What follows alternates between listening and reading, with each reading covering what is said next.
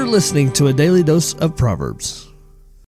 Hello, this is Jeff Wilkinson, and today's verse is Proverbs 11:29. He that troubleth his own house shall inherit the wind, and the fool shall be servant to the wise of heart. So what does this mean? So fools, because they're foolish, they think that being the boss is less work than being the employee, right? And because they don't have any kind of understanding, think that having some big title or salary position is easier than being a worker bee. Fools really just don't understand power and the responsibility that comes with having power. They want it because to them it looks better and easier. They want it because it looks more rewarding, more prosperous, that all their problems are going to be solved if they just had that, more power associated with their class. I drive a bigger car or I have nicer clothes or something like that. But, despite all their efforts to try to be in power, fools eventually find themselves serving the wise because foolishness will always lead to failure. When you're in the process of pursuing power, a fool's going to bring a ton of trouble on himself and those around him, which ultimately is going to get nothing. Think of anybody that you've hung out with that was an idiot or a foolish person. What are they doing today if they're still a fool? Most of them are probably on drugs, in jail, and they don't have much of a life to show for it.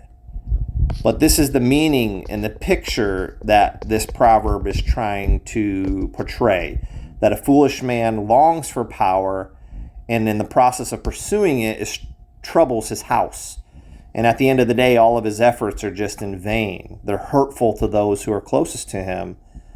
And as a result, that foolish man basically gets nothing from his life. Basically, he inherits the wind. Now, the thing about wind is you can't hold wind, you can't see wind, you can't save it in a bottle, put it on a shelf and display it. There's nothing to it. You can't have it.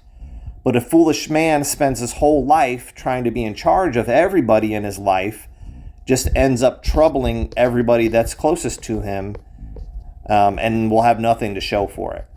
He's going to be miserable because he's going to have a wife that he's troubled his whole marriage in the pursuit of power, and she's not going to want anything to do with him if she's still with him.